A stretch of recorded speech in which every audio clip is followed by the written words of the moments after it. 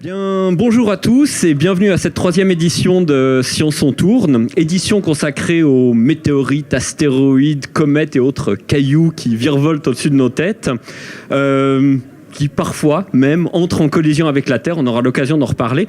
Je dis parfois, on peut, si on lit la presse de ce week-end, il y a eu une collision ce week-end, dimanche dernier en Californie, un astéroïde immense, la taille à peu près d'une grosse voiture, 3 à 5 mètres de diamètre, qui est entré en collision avec la Terre. Heureusement, la collision a eu lieu dans la haute atmosphère, ça a explosé dans la haute atmosphère, mais enfin c'est quand même assez violent, c'est l'équivalent d'un quart de bombe d'Hiroshima. Il n'y a pas eu de dégâts en l'occurrence, mais il arrive parfois que des météorites provoquent un petit peu plus de dégâts. Et on va en parler aujourd'hui avec nos deux invités. Philippe Gillet, bonjour. Philippe Gillet, donc vous êtes géophysicien au laboratoire de la Terre et des planètes, ici à l'EPFL, et puis aussi accessoirement vice-président de l'EPFL. Et puis David Georgis, vous êtes géologue au canton de Vaud et vous êtes un grand spécialiste des météorites, donc vous nous parlerez un petit peu de toutes ces météorites. Je vous propose qu'on divise cette session en 3 parties. Une première partie, on va essayer de comprendre un petit peu finalement ce qu'on peut apprendre avec ces météorites qui viennent du ciel, quelle information on peut tirer de ces météorites. Une deuxième partie qui sera consacrée à l'éventuelle arrivée de la vie sur Terre par les météorites et les comètes. Et puis une troisième partie, est-ce que la vie sur Terre pourrait pas repartir à cause des météorites et des comètes en cas d'une collision extrêmement violente? Alors peut-être, David Georgis, pour commencer, pour comprendre un petit peu de quoi on parle, est-ce que vous pourriez nous définir rapidement ce que sont les météorites, les astéroïdes, les étoiles filantes, les comètes, enfin tous ces termes qu'on entend à droite à gauche et qui prêtent peut-être un peu à confusion? D'accord, très bien. Tout d'abord, on peut parler peut-être des comètes. Tous ces objets, au fait, ont un lien direct avec l'origine de notre système solaire. Et puis, si on part du tout début de l'histoire de la formation de notre système solaire, on avait une grande nébuleuse qui s'est mise à tourner sur elle-même. Et puis, ce nuage de gaz et de poussière a fini par se condenser en son centre pour former le Soleil. Et puis, tout un tas de matière de gaz et de poussière s'est mis comme ça en orbite autour du Soleil qui était tout jeune, pour ensuite faire des grumeaux qui allaient grossir par collision les uns avec les autres et pour former des embryons de planètes. Et puis, parmi les différentes planètes qui se sont formées, il y a eu, entre l'orbite de la planète Mars et l'orbite de la planète Jupiter, un certain nombre de ces petits embryons de planètes qui auraient dû grossir pour devenir plus gros, pour former encore une autre planète. Et ça ne s'est pas passé. Et c'est ce qui représente aujourd'hui ce qu'on appelle la ceinture d'astéroïdes. Donc il y a une partie des objets qui sont présents sur cette table qui sont des météorites et qui sont des morceaux d'astéroïdes qui proviennent de cette ceinture d'astéroïdes. Donc ce que vous voulez dire, c'est que les morceaux qu'on a ici étaient autrefois entre Mars et Jupiter. Voilà, c'est ça. C'est-à-dire que par l'intermédiaire de collisions qui ont eu lieu dans cette ceinture d'astéroïdes, il y a eu des fragments qui ont été envoyés en dehors de la ceinture d'astéroïdes et qui sont venus rencontrer l'orbite terrestre. Alors ça, c'est pour les météorites, on va dire, entre guillemets, traditionnelles. Après, si on parle des comètes, les comètes, elles ont une origine qui vient un petit peu au-delà de notre système solaire. En périphérie de notre système solaire, on a 2 réservoirs de comètes. On a la ceinture de Kuiper, en fait, qui est une ceinture qui se trouve au-delà de l'orbite de Pluton. Et puis, on a encore beaucoup plus loin, cette fois-ci, le nuage de Oort, qui est un autre réservoir de comètes. Alors les comètes, elles ne sont pas rocheuses, comme la plupart des météorites qui proviennent de la ceinture d'astéroïdes, mais elles sont plutôt composées de roches et de glace, donc situées vraiment dans les parties les plus froides et les plus lointaines de notre système solaire. Alors, vous avez les comètes, vous avez les météorites, et puis on a parlé d'étoiles filantes. Alors là, les étoiles filantes, il y a différentes périodes de l'année où il y a des pluies, ce qu'on appelle des pluies d'étoiles filantes. Et là, c'est lié au fait que certaines comètes ont des trajectoires comme ça très elliptiques. Ça prend plusieurs dizaines d'années, parfois plusieurs centaines d'années pour faire le tour du Soleil. Et puis en se rapprochant du Soleil, comme c'est un nuage c'est pas un nuage, mais c'est un noyau de glace et de poussière et de roche, eh bien, en s'approchant du Soleil, cette glace fond et il y a une partie de la matière qui va quitter le noyau de la comète pour venir derrière la comète. Et donc ça fait une espèce de traînée de poussière. Et puis il arrive que la Terre, à différents moments de l'année, traverse au fait le trajet de certaines de ces comètes. Et c'est pour ça qu'on a ces étoiles filantes, donc ces petits grains de sable qui viennent rentrer dans l'atmosphère et qui rentrent en fusion. Donc on a, qu'est-ce qu'on peut dire, si on a une étoile filante qui fait peut-être, qui dure pendant 3 secondes, c'était un grain de sable qui avait peut-être 3 mm de diamètre. Donc c'est minuscule et ça fait un effet aussi lumineux. Qui sont faits. Alors c'est vraiment très très petit, hein. C'est des traînées qu'on voit bien, mais qui représentent vraiment des objets qui sont tout petits, qui se désintègrent dans l'atmosphère. Alors, parmi ces météorites que vous nous avez amenés, là, on en voit qui sont en fer, visiblement, ou en tout cas en métal. Or, hier, on a appris que les Américains, des richissimes milliardaires, on le voit, il y a eu quelques articles qui sont parus dans le Nouvel Obs notamment, des milliardaires qui financent une ruée vers l'or spatial. James Cameron, Larry Page, le cofondateur de Google, mettre de l'argent pour aller exploiter le métal qui se trouverait, les métaux précieux qui se trouvaient dans ces météorites. On parle même dans une météorite de 500 mètres de diamètre, autant de platine que tout ce qu'on a extrait de la Terre dans l'histoire de l'humanité. C'est des projets qui sont crédibles, ça, aller chercher dans l'espace directement ce métal, Philippe Gillet? Il n'y a rien d'impossible au génie, mais c'est pas pour demain matin. Par contre, exploiter le fer des météorites est quelque chose qui est connu, parce qu'avant l'invention de la métallurgie, les premiers à avoir fabriqué des outils en métal ont utilisé le métal des météorites. Et les premiers artefacts, les premiers objets métalliques élaborés l'ont été faits avant l'invention de la métallurgie en utilisant directement le fer des météorites. Là, j'ai un objet un peu plus élaboré. Là, ça, c'est un stylo qui est fait en météorite, donc ça, c'est plus récent. Et ça, c'est un stylo qui est, par exemple, fait avec une météorite métallique.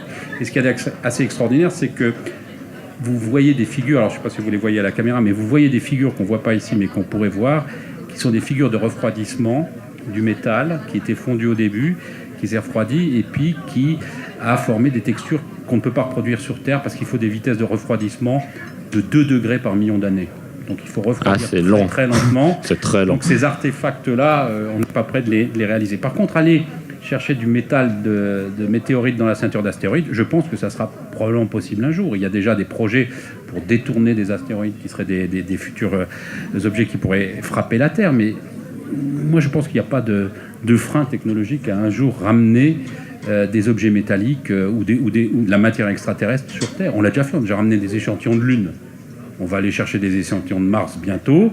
On est en train de tourner dans la ceinture d'astéroïdes autour d'un astéroïde qui s'appelle Vesta, avec probablement une mission plus tard qui ira se poser dessus pour ramener des échantillons. Donc, ramener des échantillons sur Terre, on sait le faire pour quelques kilogrammes. Donc, peut-être qu'on le fera un jour pour des tonnes. Alors, sans ramener des échantillons, vous en trouvez finalement ici à la surface de la Terre. Vous, ici dans votre laboratoire, vous les étudiez. Qu'est-ce qu'on peut apprendre avec ces météorites? En tant que scientifique, quelle information vous tirez de ces cailloux? Alors, je vais juste vous prendre 3 exemples. Je vais prendre celui-là. On ne voit pas bien, mais ça, c'est une météorite. Oui, mais si je la mets là, elle tombe dedans, donc je la mets à côté.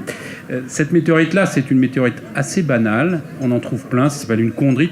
Et ces météorites-là, elles sont extraordinaires parce qu'elles contiennent ce que vous évoquiez tout à l'heure, c'est ces premiers grains de matière qui ont été créés il y a un peu plus de 4,5 milliards d'années. Et on les retrouve là-dedans. Donc on retrouve les premiers cristaux du monde que nous connaissons aujourd'hui et qui ont participé à l'élaboration de toutes les planètes que nous connaissons aujourd'hui. Ça, c'est quand même la première matière de notre système solaire qui est là-dedans. Mais sur Terre, c'est la même matière, non? Oui, c'est les mêmes, oui. C'est très banal comme caillou. Oh, bah alors, qu'est-ce qui vaut de plus que le caillou que je vais ramasser là dehors?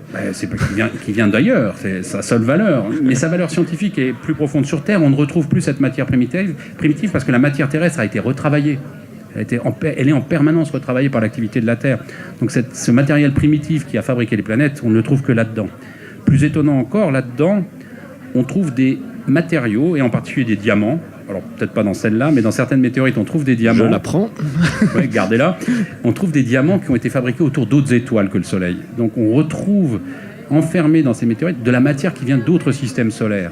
Et donc, on touche la nature de l'univers en travaillant sur ces objets-là, en particulier ces objets très primitifs qui sont les chondrites. Les 2 autres qui sont ici, celui-là, celle-là, ou celle-là, sont des météorites qui viennent d'astéroïdes ou de petites planètes aujourd'hui disparues. Donc on a aussi ici des témoins de choses qui n'existent plus dans le système solaire. qui ont été ces gros morceaux planétaires qui ont fabriqué les grosses planètes, mais dont certains n'ont pas pu participer à l'élaboration de planètes. Donc il y a tout, dans ces quelques cailloux, vous avez pratiquement toute l'histoire de notre univers résumée en quelques grammes ou quelques kilogrammes de matière. Et donc, qu'est-ce qu'on a appris concrètement, par exemple, sur le système solaire avec ça? On a, en particulier avec ce type de météorite-là et ce type de météorite-là, on a réussi à dater l'âge de la Terre. Parce que l'âge de la Terre, c'est très difficile à mesurer, parce que la Terre étant en perpétuel renouvellement, vous ne pouvez pas dater quelque chose, donc vous datez on peut vous dater, vous. À vue d'œil. Vous êtes plutôt jeune par rapport à ces cailloux-là, mais on peut aussi... Merci, j'apprécie. Ouais. Donc on peut aussi donner un âge à la Terre. Quand on dit que la Terre a 4,600 millions d'années, 4 milliards 600 millions d'années, c'est en datant ces objets-là. Ça, c'est le T0 de notre monde. C'est ces objets-là qui signent la naissance de notre monde.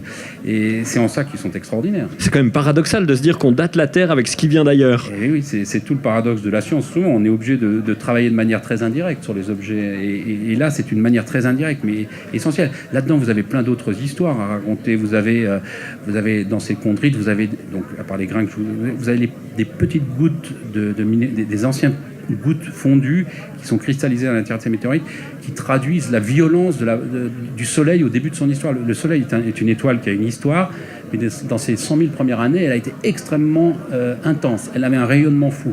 Et ce rayonnement, il a probablement induit des fusions de ces premiers grains de poussière à l'intérieur du système solaire, et on les retrouve là-dedans. Il y a d'autres météorites dans lesquelles vous retrouvez même des éléments radioactifs qui ont décru et qui n'existent plus aujourd'hui. Vous retrouvez la trace d'éléments qui aujourd'hui n'existent plus, d'éléments chimiques qui n'existent plus dans le système solaire, qui ont une vie très courte, mais dont la vie est enregistrée dans ces cailloux-là. Oui, donc énormément de richesse finalement à l'intérieur de ces pierres. Ouais. Et pourtant, on ne se contente pas d'aller les ramasser sur Terre, on envoie aussi des sondes dans l'espace pour aller les chercher. Vous avez travaillé sur une de ces sondes, Stardust. Ouais. Quel intérêt finalement de dépenser des millions pour aller directement sur ces météorites ou sur ces astéroïdes alors qu'on les a là sous la main sur cette table ? C'est vrai que moi je dis toujours que c'est moins cher ce que je fais que ce que font les autres, mais c'est important ce que font les autres. Par exemple, aller chercher de la matière primitive dans une comète. Donc la mission Stardust, c'était d'aller derrière une queue cométaire, d'ouvrir des panneaux, de récolter des grains de matière de ces comètes, puis justement de vérifier que tout ce qu'on raconte est vrai. Parce qu'à un moment donné, on se rend compte qu'on avait des images un peu d'épinal du système solaire. On pensait que tout ce qui naissait près du Soleil était plus chaud, d'accord, que ce qui naissait très loin du Soleil, et que ces objets qui naissaient près du Soleil allaient rester près du Soleil. Quand on étudie les comètes, on a toujours l'impression que les comètes, c'est des corps froids, ce qui est vrai, ils sont froids actuellement. Mais ce qu'ils ont à l'intérieur, c'est des grains de poussière qui se sont formés près du Soleil, des fois. Donc ça veut dire que l'histoire du système solaire, c'est un système très turbulent. Vous avez des grains qui se forment tout près du Soleil, puis qui sont poussés par le vent solaire, par le rayonnement X du Soleil, très très loin, aux confins du système solaire, et qui vont fabriquer les comètes. Donc on se rend compte que le système solaire, c'est un système extrêmement turbulent, qui a une histoire très complexe. Et cette histoire complexe, en l'étudiant dans les météorites, mais en l'étudiant aussi dans les grains cométaires, on arrive à la dépouiller progressivement. C'est une vraie enquête policière, on y va minutieusement, hein, grain après grain, comme on dit là. Hein. C'est pas demi-dalle par demi-dalle, là c'est grain par grain. Là, hein. Et on a des grains, ils sont pas grands. Hein. Les grains, les premiers grains, là, certains d'entre eux font quelques centaines de nanomètres seulement. Et donc on a pu progresser aussi grâce au progrès de la technologie d'étude et de caractérisation des échantillons. Alors, David Georgis, il y a des théories qui apparaissent chez les scientifiques qui stipulent entre autres que la vie aurait pu apparaître sur Terre grâce à des météorites. Comment est-ce qu'on explique un tel phénomène ? D'autant plus qu'on n'a jamais trouvé de vie aujourd'hui ailleurs dans l'univers. Donc c'est un peu bizarre de se dire que la vie vient d'ailleurs alors qu'on ne l'a pas trouvée ailleurs et qu'on la connaît sur Terre, non ? Bon, déjà, qu'est-ce que c'est que le début de la vie, hein ? Où est-ce qu'on met le curseur pour dire ça, c'est vraiment ça qui détermine le début de la vie. Il y a certaines météorites, effectivement, qui contiennent de la matière organique. C'est-à-dire qu'on a trouvé des acides aminés, on a trouvé des protéines. Donc on sait que certaines de ces météorites sont capables d'amener sur Terre des molécules organiques. Maintenant, est-ce que ces molécules organiques, est-ce que c'est ça vraiment qui a été le déclencheur pour la vie terrestre ? Ça fait partie des scénarios. Il y a d'autres scénarios qui fonctionnent aussi, sans aller forcément chercher l'origine de la vie par l'intermédiaire des météorites. Parce qu'il y a un grand pas entre ces molécules organiques et la vie. Ça, c'est pas la vie des molécules organiques. Alors, c'est le début, disons. Après, comment est-ce qu'on passe des molécules organiques à des composés qui sont monocellulaires? Il y a tout un pas après qui reste à effectuer. On ne le comprend pas encore aujourd'hui. Alors, personnellement, je ne pourrais pas vraiment vous l'expliquer. Je ne sais pas si M. J a des précisions à apporter là-dessus, mais... Alors, comme pour aller chercher les météorites, je pense qu'il n'y a pas d'impossibilité, mais on n'a rien démontré, mais je pense qu'il n'y a pas d'impossibilité à ce que de la vie ou des formes organisées se soient créées ailleurs. Tant qu'on n'a pas d'argument contre, on ne peut pas dire que ça n'existe pas. C'est comme Dieu. Oui, mais on a quand même des indications. On recherche les ingrédients de la vie. Les ingrédients de la vie, c'est de la matière organique, ça vient d'être dit, c'est aussi de l'eau. Et dans pas mal de ces astéroïdes dont on parle, ou de ces météorites, on retrouve des traces d'eau. Certaines d'entre elles sont, en particulier ce qu'on appelle les météorites carbonées, sont pleines d'eau. Il y en a certaines qui contiennent 12% en poids d'eau. Donc on se dit, on a un peu le bouillon initial, là, ou du moins les ingrédients initiaux nécessaires à l'apparition de la vie, du moins comme celle sur Terre. Et la vie, l'eau sur Terre aurait pu venir apportée par des comètes et des astéroïdes? Ça, je pense qu'on l'a de plus en plus démontré.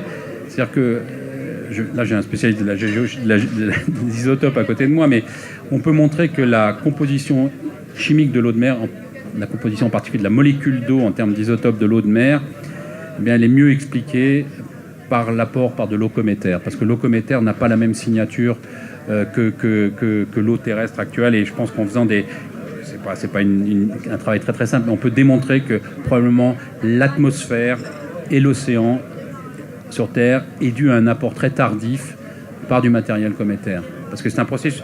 Fabriquer une planète, ça prend quand même quelques millions d'années, ce qui est assez rapide, mais ça prend quand même quelques millions d'années. Et donc, pendant ces quelques millions d'années, vous avez du matériel d'abord très proche qui forme la planète autour. Puis vous avez ces comètes qui viennent un peu d'ailleurs et qui viennent se cogner la Terre par des collisions et qui amènent aussi cette matière extraterrestre. Et en particulier l'eau et les gaz et les molécules organiques.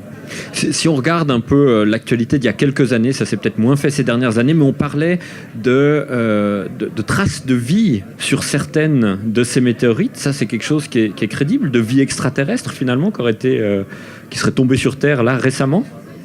Je sais pas, bon, alors ça, c'était la Georgis. grande annonce, je ne sais plus, c'était dans les années 96, la grande annonce de la NASA, où en fait la NASA, c'est comme l'agence spatiale japonaise, au fait ils ont des équipes de scientifiques qui vont plusieurs mois pendant l'année au fait en Antarctique pour faire des collectes, des campagnes de collecte de météorites. Et parmi ces météorites qu'ils ont trouvées, il y en a des dizaines de milliers, il y a une météorite martienne, et dans cette météorite martienne, ils avaient découvert au fait des petits organismes qui faisaient penser à des organismes vivants. Donc pour eux, c'était le signe ou le témoin en fait que la vie avait pu se développer sur Mars, et on pouvait trouver ces témoins-là dans cette météorite-là. Et puis quelques années plus tard, des scientifiques français, dont Philippe Giet, ont pu démontrer au fait qu'il s'agissait de contamination terrestre par l'analyse au fait d'une autre météorite qui n'était pas du tout martienne, celle-ci, mais qui était tombée en Tunisie.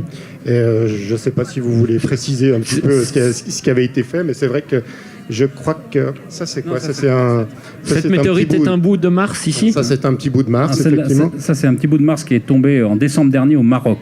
Ah, donc c'est pas un qui contenait des espèces de formes de vie ou qui a été contaminé par la Terre. Non, mais c'est juste pour dire qu'on a la chance aussi dans la collection des météorites, on l'a pas évoqué, qu'il y a des météorites dites planétaires. Donc là, ça c'est un morceau de Mars. Mais comment un morceau de Mars peut tomber sur Terre? Et ça c'est un morceau de Lune. Ou un morceau de Lune, la même chose. Comment est-ce que ces morceaux-là peuvent arriver sur Terre? Parce que la nature est bien faite. Merci beaucoup. Voilà, parce que la nature est toujours très bien faite. Et que, eh bien, c'est tout simplement parce que de temps en temps, il y a quand même des météorites qui tapent les surfaces de planètes, et des astéroïdes qui rencontrent les planètes actuelles, comme Mars, la Lune ou la Terre.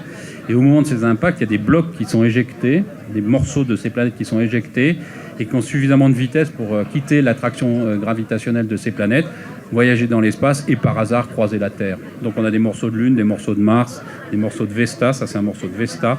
Donc on a des morceaux, et puis ces morceaux que vous voyez sont liés à ces chocs à la surface des astéroïdes ou des planètes qui délivrent des échantillons. Mais alors, honnêtement, pour quand je revenir regarde sur- celui-là, rien ne prouve que c'est de Mars. Non, mais Je vais ça- vous ramasser un gravier à la même tête. Hein. Ouais, absolument, ouais. Ah ouais, Ouais. on est d'accord. Ah ouais, absolument. Sauf que on peut quand même démontrer que cet objet-là vient de Mars parce que il a une chimie qui ne correspond à aucune chimie de roche terrestre. Et en particulier, ça c'est un premier argument. Le deuxième argument, c'est qu'à l'intérieur, il y a du gaz, il y a des petites bulles de gaz, des petites poches de gaz. Et quand on analyse finement ces petites poches de gaz et qu'on regarde la composition chimique de ces morceaux de gaz, de ces parties gazeuses, elles ont exactement la composition chimique de l'atmosphère de Mars, qui, elle, est totalement différente de l'atmosphère de la Terre, de l'atmosphère de Vénus, de toutes les atmosphères qu'on a pu mesurer sur les autres planètes. Donc ça, c'est l'argument le plus fort. Et nous avons récemment expliqué comment on pouvait piéger ces gaz au moment d'un choc. Et c'est parce qu'il y a un choc que l'on piège ces gaz à l'intérieur de ces morceaux de météorites qui reviennent sur Terre. Et donc l'histoire, nous on refait l'histoire dans l'autre sens, c'est-à-dire on étudie les bulles de gaz, on regarde à quelle atmosphère elles pourraient correspondre, et la seule atmosphère à laquelle elles pourraient correspondre, c'est vraiment celle de Mars, et aucune autre. Donc ça, c'est le plus bel argument que l'on ait pour dire que cette météorite vient de Mars. Alors, météorite martienne, celle-ci n'est pas très grosse. Parce qu'elle est chère. Parce que vous n'avez pas les moyens, C'est un donc. petit peu- c'est ce que j'allais dire. Hein. Vous êtes venu avec des météorites qui sont qui ont bien plus de valeur que celles avec lesquelles je suis venu. Hein. Elles sont moins nombreuses. Lune, Mars, Vesta, Vesta. c'est pas mal aussi. Ça, c'est le deuxième plus gros astéroïde de la ceinture. Celle-là. Ça vaut d'astéroïdes. très cher, ces météorites. Un petit bout de Mars comme ça coûte quoi? Je sais pas, il faut demander à Marie là, qui les a achetés là, dernièrement. Marie, ça coûte très cher. Un petit peu. Bon, on n'en saura pas. C'est Non, on quoi, dirait- non, mais alors- pour Mars ou la Lune, ça se négocie à $1000 le gramme à peu près. Donc, si vous trouvez une météorite martienne de la taille du poing, c'est à peu près $1 million. Donc, voilà, le D'accord. calcul Mais ça, est vite vous êtes fait, mais- sûr que c'est pas de Mars, hein? Oui, certains. Toutes ces météorites, effectivement, elles sont pas immenses ici, mais il y a des énormes astéroïdes qui se baladent dans le système solaire. Il y a encore, là, on le voyait sur le site Ciel et Espace, ils ont annoncé il y a 3 jours, un astéroïde frôlera la Terre en 2013. Des nouveaux calculs ont été faits. Il passera à 22 000 km de la Terre. C'est pas beaucoup, 22 000 km de la Terre. Il fait 120 000 tonnes. J'imagine que c'est assez violent, un astéroïde de 120 000 tonnes qui frappe la Terre. C'est quelque chose de fréquent. Il y a un risque vraiment potentiel qu'un astéroïde s'écrase sur Terre. Ouais, moi, je dis toujours, la preuve, il y a 50 000 tonnes de matière extraterrestre qui tombent tous les ans sur la planète. 50 000 tonnes. D'accord. La Terre grossit de 50 000 tonnes tous les ans. Mais sous forme de La poussière plupart du temps, ou sur comme ça? Petite poussière, mais très souvent sur des gros blocs comme ça. Juste pour vous donner vous connaissez peut-être ce qui s'est passé en Sibérie en 1908. Il y a un astéroïde qui a frôlé la planète. Hein. À Tunguska en Sibérie, il a frôlé la planète et il a détruit une surface qui correspond actuellement à la surface de la ville de Londres. Sans toucher la Terre. Sans toucher la Terre. D'accord. Il l'a juste frôlé. Donc vous irez voir, vous tapez Tunguska 1908 Sibérie, vous verrez, il y a des photos, il y a des écrits. Et tout le monde sait comment s'écrit Tunguska, donc il n'y a pas de problème. Ouais, non, mais Google corrige très facilement. D'accord. Et donc, on a des astéroïdes qui tombent en permanence. Le risque objectif qu'il y en ait un qui nous frôle, et c'est un vrai risque objectif. Moi, je dis toujours, le risque qu'un astéroïde nous tape est aussi grand que le drame de Fukushima, je pense. Dans l'absolu, les probabilités sont probablement du même ordre de grandeur.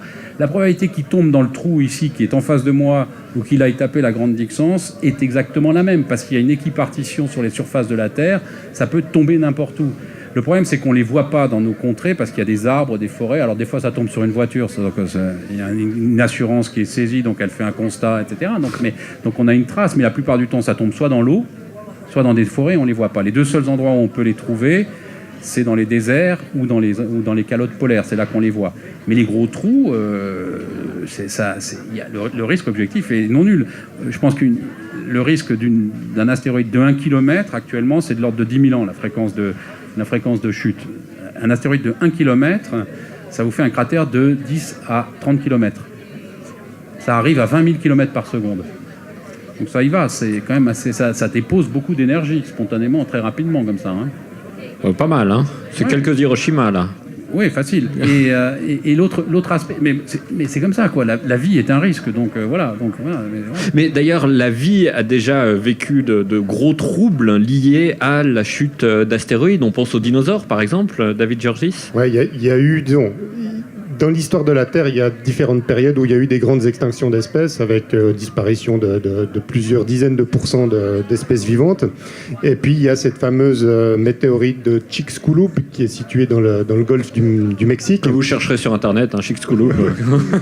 Là, si vous tapez extinction des dinosaures, vous trouverez ça facilement. Donc un cratère qui fait à peu près 180 km de diamètre. Ça date d'il y a 65 millions d'années. Et puis ça, c'est vraiment un événement où on sait qu'il y a eu ensuite des conséquences avec un cratère pareil. Il y a eu des conséquences qui ont été mesurées sur l'entier du globe terrestre. Mais la météorite avait quelle taille au départ? Alors à peu près, il y a un facteur 20 en particulier, c'est-à-dire à peu près une dizaine de kilomètres de diamètre pour la taille de la météorite ou de l'astéroïde. Et puis ça c'est vraiment l'événement où on sait qu'il y a eu des conséquences globales à l'échelle de la Terre. Après, on connaît, il y a d'autres cratères sur Terre, on en a à peu près 180 aujourd'hui qui sont répertoriés, ce qui est relativement peu, hein. Il y en a eu beaucoup plus, et on en découvre encore chaque année des nouveaux cratères. Et on trouve d'ailleurs, il y a certains cratères qui sont même plus gros que celui de 180 km de diamètre, mais d'autres on ne sait pas s'il y a eu vraiment des conséquences qui ont été globales, quoi. C'est quoi ces conséquences globales? Qu'est-ce qui se passe concrètement? Il y a cet astéroïde, mettons demain ou dans un an, il y a un astéroïde comme ça qui s'écrase sur Terre. Il se passe quoi concrètement? C'est là aussi où c'est difficile de faire la part des choses entre les raisons qui ont amené à ces extinctions d'espèces, c'est-à-dire ces raisons, il y a soit l'impact météoritique ou bien soit il y a le volcanisme, parce qu'il y a 65 millions d'années, il y avait aussi un énorme un volcanisme extrêmement intense qui s'est effectué du côté de l'Inde. Et puis, les conséquences d'un volcanisme très intense au niveau climatique sont les mêmes que si vous aviez au fait un impact extrêmement violent avec un dégagement de poussière, avec des augmentations d'effets de serre aussi par les gaz qui sont émis au moment de l'impact. Donc on a des refroidissements, on a des réchauffements, on a des acidités d'océan. Donc on a un certain nombre de paramètres, de facteurs qui vont faire que les conditions de vie sur Terre deviennent extrêmement difficiles et que seuls les plus affûtés réussissent à s'en sortir. Mais ça reste encore un petit peu un mystère de savoir pourquoi est-ce que les dinosaures qui, eux, ont une certaine corpulence, un certain métabolisme, ont disparu, de même qu'un certain nombre d'autres espèces vivantes. On parle souvent des ammonites, je ne sais pas si vous voyez un petit peu de quoi il s'agit, c'est des petits fossiles d'escargots, on va dire, qui pouvaient être assez gros. Il y en avait certains qui avaient la taille de roues de tracteur dans l'océan, qui ont disparu aussi à cette même époque-là. Et puis les mammifères qui existaient déjà, eux, ils ont réussi à s'en sortir de manière assez bonne, puisqu'on en est le résultat aujourd'hui, hein. Donc sans impact météoritique, peut-être qu'on ne serait pas là aujourd'hui, peut-être que les mammouths existeraient toujours, peut-être que la vie serait pas sur Terre. La Lune n'existerait pas non plus, parce qu'elle est aussi le fruit d'un impact entre la Terre toute jeune et puis une très grosse planète, probablement de la taille de Mars. Donc il y a vraiment, au niveau de l'histoire de la Terre, l'impactisme et les collisions ont eu un rôle extrêmement important pour arriver à ce qu'on connaît aujourd'hui comme vie sur Terre et comme composition terrestre. Et quelle probabilité d'avoir une grande extinction comme ça liée à une météorite? Faites-nous peur. Bon, je ne sais pas, parce que aujourd'hui, il y a des programmes de surveillance, hein. On connaît, parmi les astéroïdes, il y a un demi-million d'astéroïdes qui ont été identifiés et dont on connaît vraiment très très bien l'orbite et puis la trajectoire, la taille, etc. Et puis, il y a aussi des astéroïdes qu'on doit surveiller de manière beaucoup plus fine, c'est les astéroïdes géocroiseurs. Donc, c'est ceux qui ont une orbite qui est susceptible de rencontrer l'orbite terrestre. Et puis, ceux-là, on a identifié tous les géocroiseurs qui ont plus d'1 kilomètre de diamètre. Maintenant, on doit faire l'effort sur les astéroïdes qui sont plus petits. Alors, ils sont plus petits, donc les conséquences seront moins grandes s'il y a une collision. Mais ils sont plus fréquents. Ils sont plus fréquents et on ne les connaît pas encore tous, quoi. Donc, les efforts doivent être faits pour ces astéroïdes-là. Vous voulez ajouter quelque chose, Philippe il y a plein de stratégies. Il y a plein de stratégies pour éviter ces collisions. Donc, il y a plein de gens qui travaillent sur les procédés qu'on pourrait mettre en œuvre pour éviter ces impacts. Il y a plusieurs écoles. Alors, il y a l'école dite de la destruction où vous tirez carrément un missile sur le géocroiseur. Alors, on appelle géocroiseur tous ces objets potentiellement qui peuvent potentiellement croiser l'orbite de la Terre. Et donc, sur ces géocroiseurs, vous pouvez soit tirer dessus, le risque est que vous multipliez. Il faut regarder ces films-là, d'ailleurs, tout compte fait. Regardez donc tous ces films-là qui parlent de les Armageddon, là, voilà, par exemple. J'avais prévu le coup. Hein. Ouais, je ne savais pas. Donc, vous regardez Armageddon, c'est plutôt pas mal.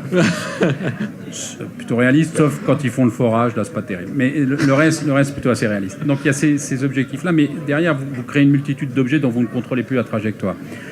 Ensuite, il y a une deuxième école, c'est poser quelque chose, un petit moteur à la surface ou pousser avec un petit satellite. Parce qu'il suffit de très très peu en fait pour modifier la trajectoire. Il suffit de donner une impulsion de quelques centimètres par seconde pour vraiment, quand l'astéroïde est suffisamment loin, et comme il est loin, il suffit de le décaler un tout petit peu pour qu'il s'éloigne de la Terre. Donc il y a toutes ces stratégies-là. Puis il y en a une dernière que je viens de voir, c'est qu'il faudrait aussi apprendre à les suivre. Vous disiez, on suit ceux qui ont 1 kilomètre, pas tous. Hein. On a du mal quand même à les suivre. Parce que c'est quand même des objets, on est surpris, des fois on en découvre au dernier moment. Là. Et il faisait 50 mètres, hein, là, celui qui passe l'année prochaine. On espère qu'il passe à côté quand même. C'est aussi les équiper.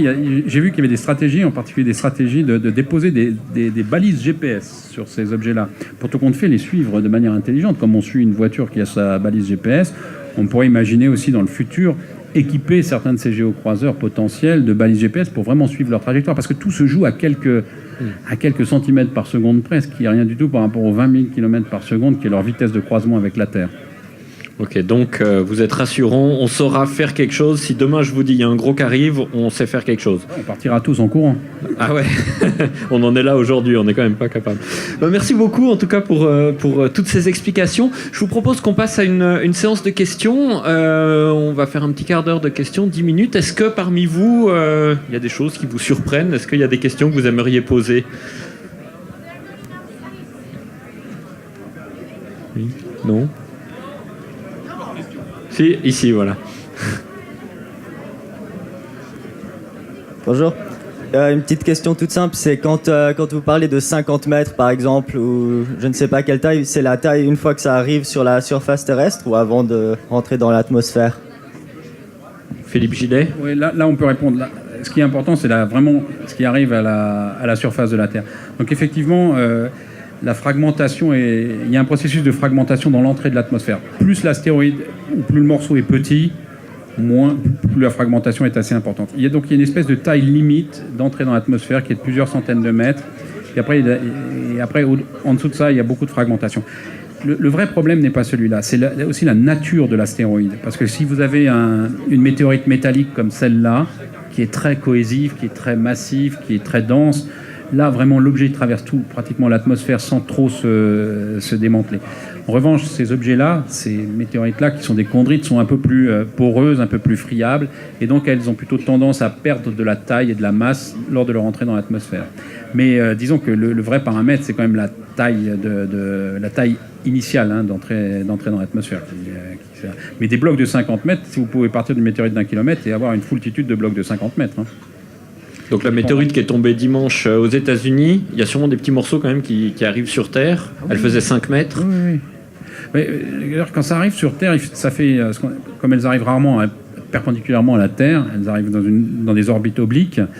Très souvent, vous verrez, ça fait une ellipse, ce qu'on appelle une ellipse de chute. Et donc, vous allez retrouver des fragments sur une ellipse. Par exemple, là, il y en a une qui a été vraiment tracée très précisément depuis la ceinture d'astéroïdes, dont on a vu la chute sur Terre. Et l'ellipse de chute, on a retrouvé des fragments sur 100 km. D'accord ? Donc, vous avez quand même, c'est pas juste un impact nécessairement. D'ailleurs, vous pouvez regarder sur la Lune, vous tapez toujours sur Google cratères doubles ou multiples sur la Lune, vous verrez même des cratères qui sont des cratères par rebond. Vous avez des météorites qui arrivent, vous verrez des cratères emboîtés les uns dans les autres, des cratères de météorites, et vous verrez qu'il y en a des fois 2 qui arrivent l'un derrière l'autre, ou un qui arrive et qui rebondit. Donc, même dans l'enregistrement dans les cratères, on voit ces chocs multiples, ces nuées qui sont liées à un événement unique, mais qui a des conséquences multiples à la surface. Okay. D'autres questions ? Oui, j'en ai une peut-être concernant celui de Sibérie, là dont vous avez parlé avant. Tunguska. Bien retenu, Bastien. Oui, félicitations. Comment est-ce qu'il a pu faire ces dégâts s'il n'est pas entré dans l'atmosphère ? Tout simplement par un effet de souffle. tout simplement l'effet de souffle. Hein. Parce que le problème, c'est qu'on n'a jamais retrouvé vraiment de fragments, enfin, pas que je sache, de fragments liés à l'astéroïde ou à la comète. D'ailleurs, la question, c'est de savoir si c'est vraiment une météorite au sens un bloc rocheux, ou alors c'est une comète qui a vraiment rasé la Terre, parce qu'on ne retrouve pas de fragments. Ce dont on est sûr, c'est que la description qui en a été faite, c'est vraiment un astéroïde, un objet volant non identifié, qui a rasé la Terre. Là, vraiment, on n'a pas de traces d'impact, il n'y a pas de cratère. Donc c'est vraiment un effet de souffle, juste. Donc on imagine ce que c'est que juste l'effet de souffle. Vous irez voir les photos, hein, les forêts sont couchées sur des dizaines de kilomètres. Hein, sur des dizaines de kilomètres. Tout est brûlé, couché. Et on connaît l'altitude à laquelle il a passé? Non, mais il était probablement en atmosphère. Donc l'effet de souffle... L'explosion a été entendue à des centaines de kilomètres. C'est à Moscou, ils ont entendu l'explosion. Et ils ont senti des vibrations jusqu'à Londres. Donc l'effet de l'onde de choc dans l'atmosphère a été ressenti jusqu'à Londres. Donc les gens l'ont mesuré. Est-ce qu'il y a d'autres questions? Non, alors si c'est pas le cas, j'aimerais juste, si le sujet vous intéresse et que vous avez envie encore d'en savoir un petit peu plus, vous présenter 2-3 bouquins. Merci. Ah, merci. Ah, c'est chic. Premier livre, Le Feu du ciel, aux éditions Le Cherche Midi. C'est un livre de Jean-Pierre Luminès, un astronome, astrophysicien, qui est aussi poète, et donc il aborde le problème des météorites. On apprend énormément de choses, mais sous forme très différente, de poésie, de romans, d'histoire, etc. C'est très riche et très sympa à lire. Ça se lit vraiment comme un roman.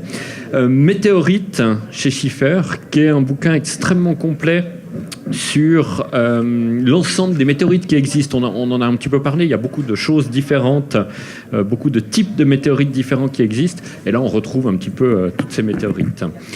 Également, dans l'histoire, on a parlé de l'origine du système solaire, la jeunesse du système solaire. Le numéro de ce mois-ci du magazine L'Astronomie remonte la piste des météorites pour comprendre comment s'est formé le système solaire, et tout ça est décrit là-dedans. Vous nous en avez un petit peu parlé aussi. Et puis la vie sur Terre qui arrive éventuellement grâce à des météorites et qui se développe grâce à des météorites. La quête des origines, c'est chez Belin. Le Soleil, la Terre, la vie. C'est aussi très vulgarisé. On comprend un petit peu tout le cheminement de cette apparition de la vie sur Terre. Hypothèse météoritique ou non météoritique. Meteorite Impact, ça on a parlé des chocs violents. Il y a 2 bouquins qui sont très bien à ce sujet. Celui-ci chez Springer, et puis Catastrophic Event Caused by Cosmic Objects, également chez Springer, qui nous mesure les risques en fait d'un impact extrêmement violent avec des météorites. Et petit bulletin, j'ai retrouvé ça, David Georgis. Bulletin de géologie de Lausanne, à laquelle vous avez participé, et vous parlez d'une météorite vaudoise. C'est quoi cette météorite vaudoise? Oui, alors ça, c'était l'occasion de marquer un petit peu le centenaire de la chute de cette météorite. Une météorite qui est assez petite, malheureusement elle n'est pas martienne, mais elle était tombée en 1901 tout près de Palaisieux, dans le nord du canton de Vaud. Et puis il y a eu un article absolument fabuleux qui avait été écrit quelques années après par un éminent professeur de géologie de l'université de Lausanne. Et puis il était allé rencontrer au fait toutes les personnes qui avaient été témoins de la chute de cette météorite. Alors, on a un instituteur, on a un pasteur, on a des chasseurs, on a vraiment tout le panel au fait des professions de l'époque qui racontent vraiment les impressions qu'ils ont eues on sentant des vibrations. Et puis il y avait 3 bûcherons qui travaillaient, on était au mois de novembre, donc il faisait relativement froid, et puis il y avait 3 bûcherons qui étaient en train de faire des fagots de bois, et puis cette météorite est tombée vraiment juste à côté d'eux, et puis ils ont pu la ramasser comme ça alors qu'elle était encore chaude, hein. Ils décrivent cette petite chaleur dans leurs mains. Et puis après ça raconte aussi que dans les différents musées européens de l'époque, il y avait eu des bons prix qui avaient été offerts à ces bûcherons-là. Et puis cet homme-là qui était un employé de l'administration communale considérait qu'il s'agissait de patrimoine vraiment du canton de Vaud, et il avait refusé tous ces appels. Il n'avait pas succombé aux sirènes financières de l'époque. Juste quand même, pour rappeler que le fait qu'on ait démontré que les météorites sont des objets extraterrestres n'est pas si vieux que ça. Ça date de la fin du 19e siècle. Hein. C'est Biot, qui est le célèbre savant, qui a démontré la première fois sur une météorite qui s'appelle la météorite de l'Aigle, qui est tombée quelque part en Normandie, qui est le premier qui a démontré que c'était un objet qui ne venait pas de la Terre. Parce que tout le monde était persuadé au début que c'était des blocs émis par les volcans, par exemple. On n'arrivait pas à démontrer si ce n'était pas des morceaux de blocs émis par les éruptions, etc. Et la vraie démonstration est venue d'une étude mécanique, de mécanique céleste, parce qu'il fallait démontrer que la trajectoire était une trajectoire balistique qui venait d'ailleurs. Et donc la première démonstration que l'objet était d'origine extraterrestre, et vient du milieu du 19e siècle. C'est quand même une grande découverte. Et après ça, c'est après ça qu'on a commencé à étudier ces objets-là comme des fossiles du système solaire, etc. Mais la première vraie démonstration d'un objet extraterrestre, c'est pas si vieux que ça, en fait. Merci pour ces explications. Tous ces livres et d'autres, vous pouvez les retrouver à la bibliothèque de l'EPFL. C'est eux qui ont préparé cette sélection. Et la sélection complète se trouve sur le site de la bibliothèque de l'EPFL. Voilà, merci beaucoup David Georgis, Philippe Gillet pour toutes ces réponses. Et puis on se retrouve dans un mois pour le prochain Science on tourne, dont le sujet n'est pas encore déterminé puisqu'on le relie à l'actualité. Merci beaucoup.